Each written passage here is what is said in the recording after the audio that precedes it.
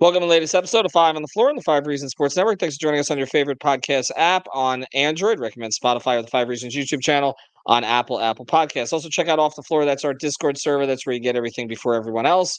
Check it out again for $2.99 per month. The link is right here in the description. Also, our great sponsors of the Five Reasons Sports Network, a member of Off the Floor, Lynette. You can find her at insurancebylynette.com. That's two N's and two T's, 954-581-8800. That's 954-581-8800. Life insurance, car insurance, renter's insurance.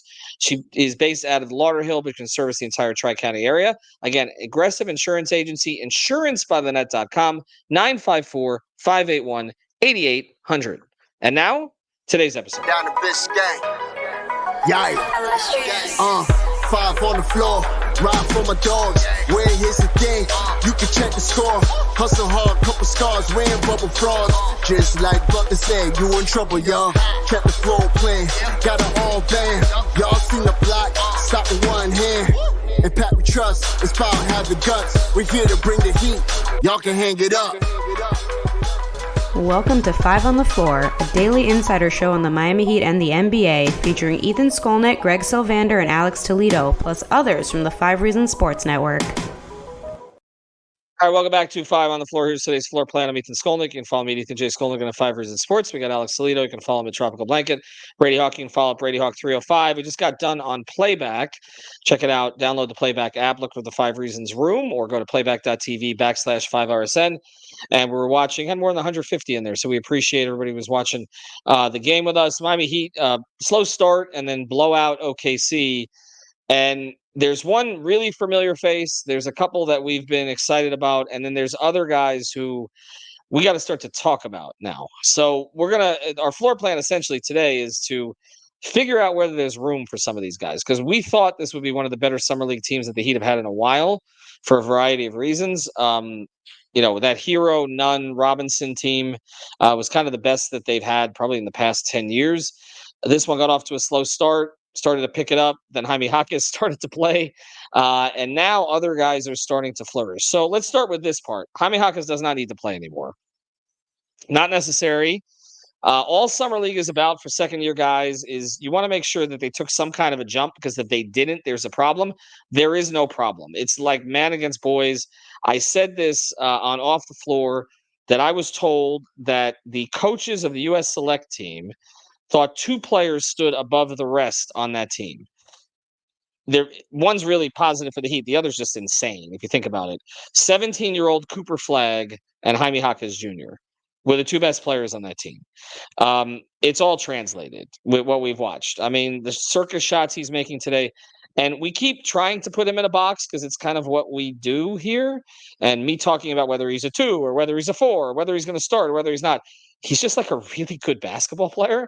And I think as we speak about him this season, it's a question of, and Brady, you got into this in the podcast we did, of not putting him in that box, the team not putting him in the box, and just allowing him to create and flow. Like his game is all flow. It's honestly, it's like his hair. It's just like it's all over the place. It's elbows, it's this, it's that. But it's effective. And he's going to be a monster for them, I think, this season. It just depends on, again, how they utilize him. And I say it's the role they put him in. It's actually not. It's the role they don't put him in. It's just like letting him be a basketball player. And I think that is Spo's task. We've talked about Kel'el Ware. I keep mispronouncing it. We've talked a little bit about Larson. We'll get into him more often. And we've talked about Kashad Johnson, who, by the way, is going to join us on Five on the Floor. So we're excited about that. And we're going to come up with some questions overnight to talk about him. But we're watching this Josh Richardson. He's on the roster. Josh Christopher thing, Brady. And you and I had the conversation about Summer League and their two ways that they look for players who can fill roles around their stars, right? And so sometimes it's not about talent. It's about fit. It's about willingness to do the dirty work. We talked about this with Alondas Williams, that he looks really good with the ball in his hands, but how much would the Heat with the ball actually be in his hands? What did they do with Josh Christopher, though? Because, the guy, he went nuts in the second half today, and it's not like there's no talent there. He was a first-round pick who wants to be in Miami. What do you do with him? I mean, one of their most recent two-way success stories was a guy that they had previous NBA experience and was kind of a low end talent that they felt they could that took a chance in their program in Caleb Martin. And look what just happened this past offseason where he gets paid and moves on. Uh, this is even a different circumstance because this guy's a former first round pick. Like this is a guy that is like seriously heavily talented in the high school realm, and just has an ability that feels like he can fill many different roles. Like it doesn't feel like the Alondas thing where we kind of talked about him kind of needing the ball in his hands, and he's kind of been through this program for a little bit. Josh Christopher is a guy where it feels like uh, he's the type of player you do take a swing on.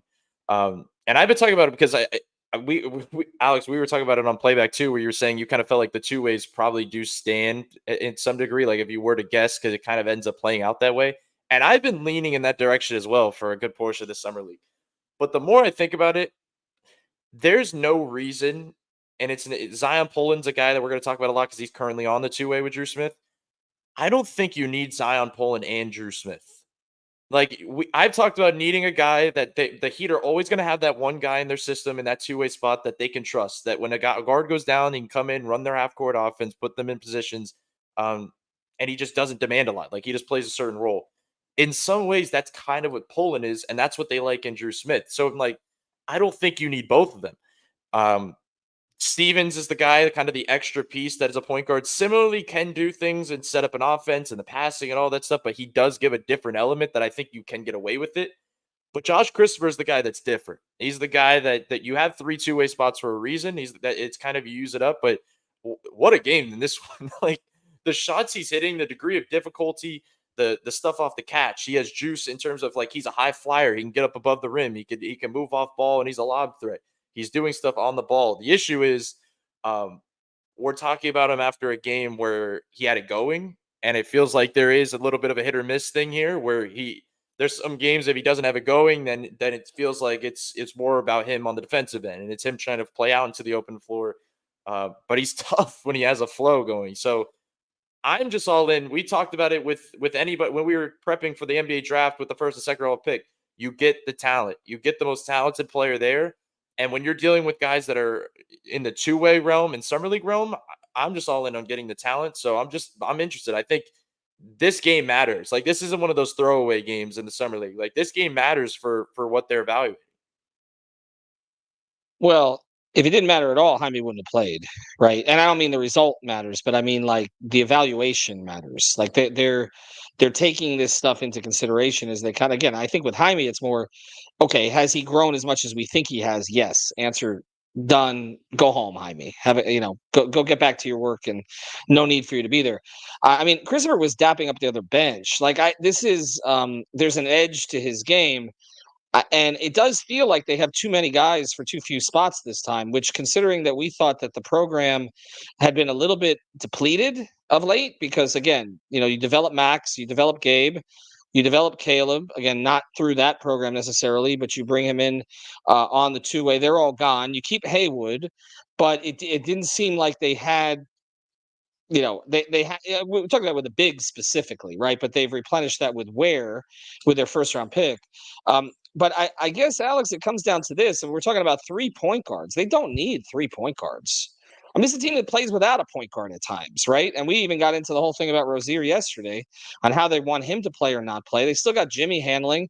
They still got Bam handling. Tyler's going to handle, provided that he's here. I just don't. I'm gonna keep going back to this. I don't understand the need for Drew Smith. I feel almost bad saying it because he seems like a nice guy. He had a bad circumstance last year. He's a pretty good defender. He's not like a useless player, but I don't see the upside. I think Stevens runs the team better from what I've seen, and I think Poland has higher upside. So I don't know how you could justify, like, when you're seeing particularly what Stevens is doing, you have a player in Williams who clearly has scoring talent, like no question. I don't know where it fits here, but he has scoring talent. But here's the other thing: if Drew Smith was out there tomorrow, I don't think he gets poached. I don't. I don't know if Pullen gets poached. Stevens is short, so maybe he doesn't get poached. I know Josh Christopher's getting poached, right? I mean, wouldn't you think so? I mean, again, former first round pick. Yeah, that's what I was. I mean, I made that comment on playback as well. It just feels like he's giving me the vibes of somebody who is kind of auditioning for another team's two-way spot right now. And I don't mean that to say like he has no chance at the Heat's two-way. That's just kind of like the vibe that I'm getting. Because yeah, and like Brady mentioned, I had made that comment about like I think the summer league, you know, a lot of stuff is happening. A lot of guys are making their case. But if I had to bet on an outcome, it would probably be that the spots go unchanged. That doesn't mean that's where I stand on it. And just to be fair, like I do think Drew is a positive defender. I think that's what he brings. He's a, you know, he's got good size for a guard. So I don't want to trash, because I know he gets like the brunt of all the jokes and the slander, and people think that he's terrible and all that. Like, so that's just to make the case for him. Like, because we did talk about that they're missing perimeter defense. So if they really feel that strongly about his perimeter defense being that much better than the other guys in their program, then I kind of get the thinking. To me, I don't know if that gap is big enough between him and like Zion Pullen, for example, where to like, you know, if you had to pick one, like Brady's talking about, I don't know that gap on defense between the two of them is as big as maybe the gap between Zion Pullen and Drew Smith on offense, right? Because I think Zion isn't like this amazing scorer or even amazing point guard. Like I think he's decent at both, and I think he has that kind of combo guard build that the Heat have looked for in the past, right? Where it's like, you know, the stuff that we were talking about the last time, right? Where it's like, you know, you play a role. I think he can play that kind of off ball combo guard role who doesn't make many mistakes when he does get the ball, but it won't be very often. And I think that's why he kind of got that spot to start with. And honestly, I don't think he loses that spot. I don't think it's out of the question, but I don't think he's going to lose a two-way spot. I think Stevens has made a hell of a case.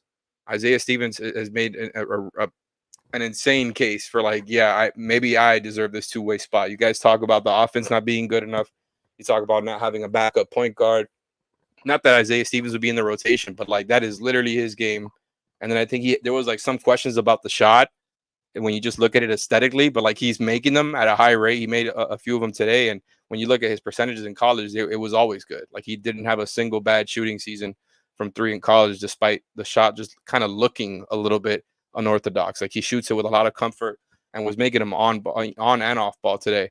So like I just think like he separates himself when it comes to the playmaking, because I do think Pullen is like a good point guard. I feel like Stevens is on a different level when it comes to the confidence of just like, you know, playing with pace, making quick decisions.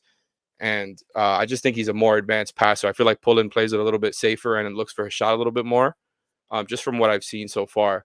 But I think both of them kind of deserve two-way spots. And if I had to do it right now, I would probably give that spot to Stevens over Drew Smith. I just think that like what he does on offense is more, you know, it's more tantalizing right now because he's so good at it. Now, I think you could have questions about how much he'll be able to actually show that off for the Heat. And I think it's kind of a similar thing going on to what we talked about with Alondas and even what we talked about now with Josh Christopher, where it's like, are they going to be able to show these skills off if you just kind of throw them into the Heat's mix one night? And I think that's ultimately why I think the spot's going to change, because I think Drew, Pullen, and Kashad are kind of the easiest guys to just throw in there as role players, whereas like Stevens is going to need the ball a little bit if he's going to, you know, if he's going to facilitate for everybody. He might not need it that much. He doesn't. I don't think he's a high usage player, but like if he's totally off ball, is it worth giving him a two-way, right? And then you look at Alondas and Christopher. I know they're different players, but both of them are kind of like score first guards, even though Alondas had a nice passing game. And I think, you know, the three has been falling for him the past couple of games. Like, and then Christopher today, who's never been a good 3-point shooter in the NBA, hasn't shot above 30% from three in the NBA, shot 32% from three for the Skyforce last season. Like 6 of the 8 shots he made were from three. So how much can you rely on him to be anywhere near this type of guy where it's like, it kind of screams more that it was a fluky game, and not to doubt him because he has this scoring talent. I'm not saying he can't do it again, but it very much feels like he's a streaky player. How much rhythm would he be able to generate, right? If he's thrown into the Heat's mix, kind of a similar thing to Alondas. And I think, you know, it goes back to the playing a role thing. And ultimately, I wish they had like 5 two-way spots, and it hurts even more that they can't promote one of these guys to that last roster spot so you could have another one. But, you know, I just think you might lose a couple of these guys after all of this is said and done. Well, they fought for the 3 two-way spots. Like I mean, the Heat are one of the reasons that 3 two-way spots exist. But the other side of this, I want to get to the use of the roster spots already. Okay, and we're gonna close with that. But I do want to. This was Josh Christopher's pro comparison when he came out of college. Was Jordan Clarkson? This came from Bleacher Report. It was one of the scouting services, though. Christopher has the look of an NBA scorer with quickness, strength, skills to create, and tough shot making ability. Improving his shooting consistency and decision making will be key to his success and efficiency. So, I mean, this is part of it is he got caught in the mix because the Rockets had 4 first-round picks that year, and it just feels like he got lost in the shuffle there a little bit. And again, that happens to guys, and then sometimes they have to go overseas, honestly. But I kind of feel you, Alex. It does feel like he's going to end up on a roster with a two-way. It just might not be the Heat's. Do want to mention a great sponsor of the Five Reasons Sports Network. It's Prize Picks. Use the code 5FIVE. Get an initial deposit matched up to $100. Again, you can play legally in the state of Florida. Again, they've got their new game.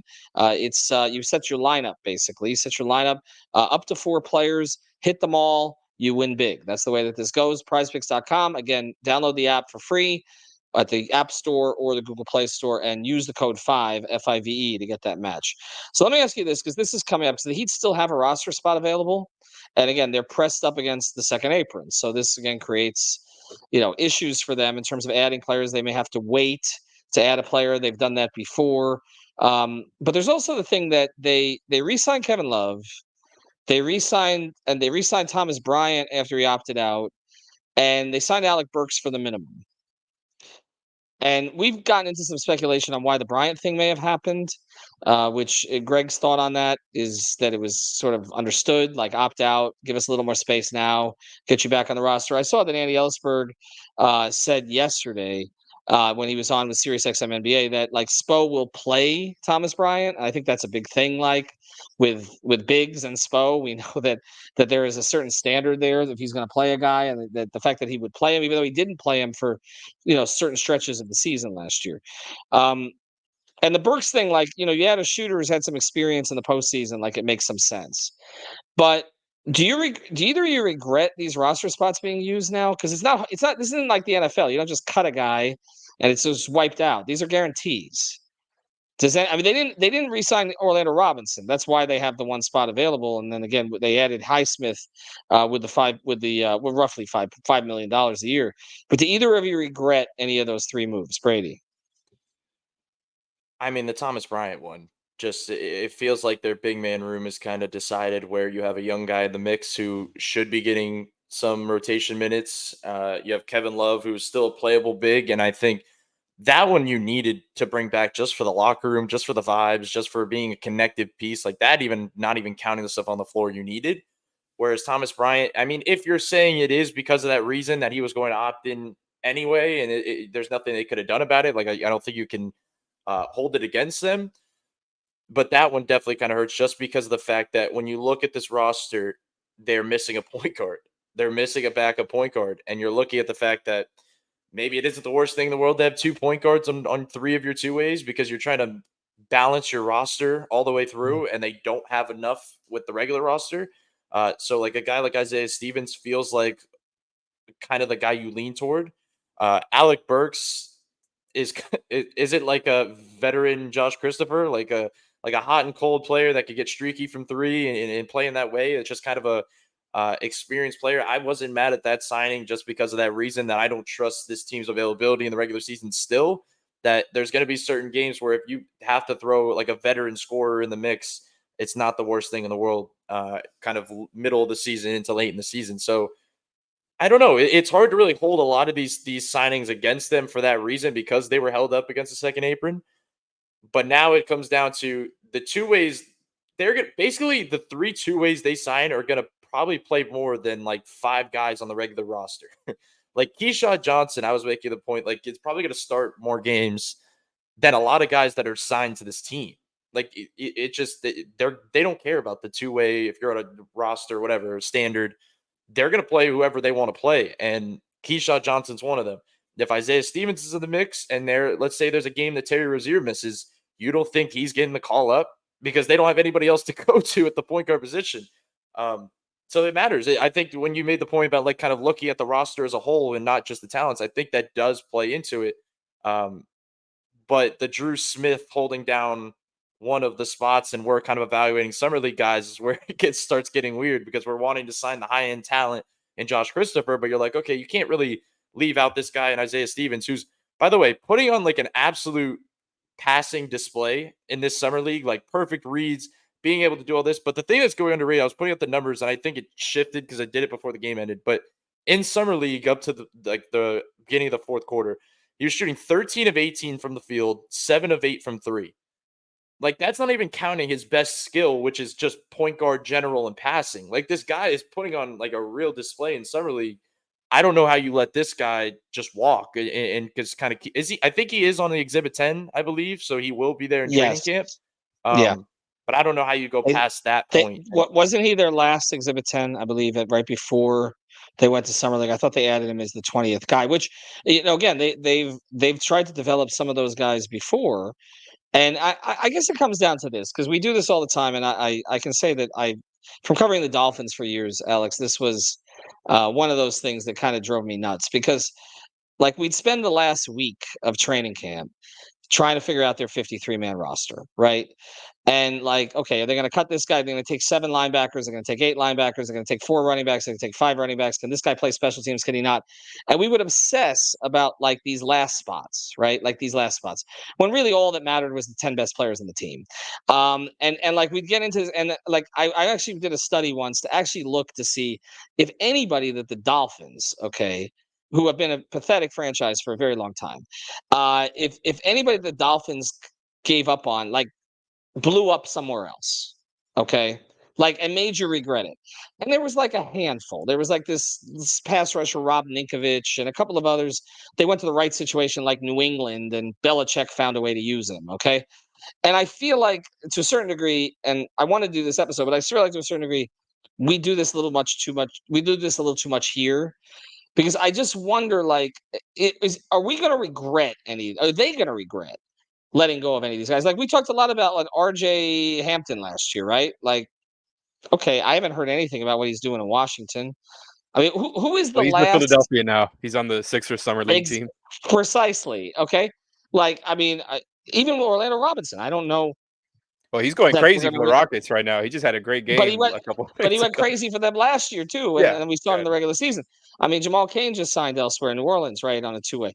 But who's the last guy that we were like, well, they shouldn't have cut that guy in camp? Patrick Beverly. Probably, right?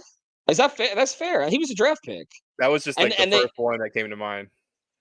I mean, I can't think of anybody else. Like, okay, so I mean, and they cut him because Eddie House was available, and I was actually told a story recently about exactly why they cut him, and that it was regretted afterwards. But it had something to do with House being a veteran, but there was something else in the mix there. And again, he was a draft pick who ended up having to go overseas at first. I can't remember the last one. So I wonder if we're making too much of this. Like, part of it is like what the guy's going to do on your roster, right? And part of it is what the guy is going to do somewhere else is going to say, okay, we shouldn't have made that move. I mean, Alondas Williams can maybe go somewhere and be maybe a 9th or 10th man on a bad team, and like he'll have like one of those, we call them random scrub heat killer games against the Heat, right? Like for Washington in March, for the 15-62 Wizards or something along those lines. Like, is that what we're looking, or are there any of these guys you're going to be like, okay, Isaiah Stevens, man, they should not have let that guy go. He's going to be running a team in 2 years. It's really hard to tell, man. Like, it's just too early to tell for any of these guys. But I do think, like, to me, there's easily like 6 guys trying to make the case for those 3 spots. And we know Kashad's not going anywhere. Like, I think if I had to bet, he would get that last roster spot whenever it's financially available for them to do it without going over the second apron, like in February or something. And then maybe they just put another 2-way guy in there. I think that's probably the best bet. But like outside of that, I don't know. Like, I'm not 100% sure that they're gonna really regret, losing out on these guys. Like, it's really hard to make those types of claims for guys that you're talking about taking 2-way spots. And the only one I think you could actually make a claim for would be Kashad, that I would be like firm about it, where it's like, you cannot let this guy go. Because the thing is, he was supposed to be a 2nd round pick in the first place. So there's that, right? With the recency of it, where like people thought he was going to be taken, including me. Like I mentioned his name on that pod, like before the second round of the draft. As just like a guy, and Brady did too, is just like he seems like somebody who could be used with a second round pick. So Kashad's not going anywhere. Outside of that, it's hard to say that for any of those guys. I think maybe Stevens. I think they might regret just, they haven't had a point guard like that in their system in a while. Now, that doesn't mean that I'm like a firm believer that, he's going to be a difference maker as a true point guard facilitator for them. But I do think it's an intriguing skill set. And what's really sold me is what we've already been talking about here. Is just the shooting. Because like if he was one of those guys where he's a questionable shooter, I think that maybe I would have been like, okay, whatever, you can let him go. Like he's already small, but the shooting is there. Even with, like I said, with a kind of unorthodox looking jumper, he makes it at a high level, and he's already a great passer. Like he's not a terrible defender. I know he's small, and 6'4" wingspan is amazing. It's bigger than his 6 foot height. But he tries on that end. I don't think he's as good as Pullen. Like Pullen is just a lot bigger and taller. But I do think like he's shown two-way potential, and clearly he leans offense, and that's something that this team could use. So Stevens is a guy that I would lean towards, but like I do think it would be tough if they end up telling Josh Christopher and especially Alondas Williams too, who's kind of been around already. It's like, oh well, too bad, so sad. You're not getting one of these two-way spots, especially after having already kind of taken back those qualifying offers for Alondas and Cole Swider. Like I feel like Alondas, Swider, Christopher, I wouldn't be surprised if any of them had two ways elsewhere, because I do think they've shown out in different ways kind of what they can do. Well, we'll see. I mean, again, like I said, it does seem like they've replenished the store here a little bit with some interesting players. And I honestly, it's been a good summer league. Like you've gotten to see what you wanted to see. I mean, I know Larson has not really shown up with a shot yet, but I know the coaches have been happy with him behind the scenes. Jaquez showed you exactly what you wanted to see. No more necessary at this stage. And Ware has, there was the game where Ware popped. And then again, you've got a lot of young talent that they can choose from. They're really killing it on the back end of this stuff. Like that's the thing. Like the drafting, the identifying these players with certain skill sets, like that group is really doing well. The execution on the front end of adding the star level talent, that's what's holding them back right now. And we've talked about a lot of that being beyond their control, but it's what ultimately is going to define this build, because these players are nice to have. It's great to replenish them. It's great not to have to overpay them. I think that's another lesson that's being taught now. And I think we can look back at it. They may have dodged a bullet with the whole Caleb Martin thing, because it seems like they have Caleb Martin at home. And that's kind of what they've been able to do here year after year after year. So, I liked Caleb. I was in favor of offering Caleb. I don't think it's ultimately going to be the worst thing that Caleb went. Particularly is the other part about it is, and you've talked about this, Brady, and we'll close here. That Jaquez is going to sop up a lot of those minutes. So that's where it goes. All right, I need to run. Thanks to everybody. Thanks to our sponsors, insurancebythenet.com, and of course our friends over at Prize Picks. Use the code 5. Thank you for listening to the 5 on the Floor on the 5 Reasons Sports Network. After all, someone needs to listen to my dad.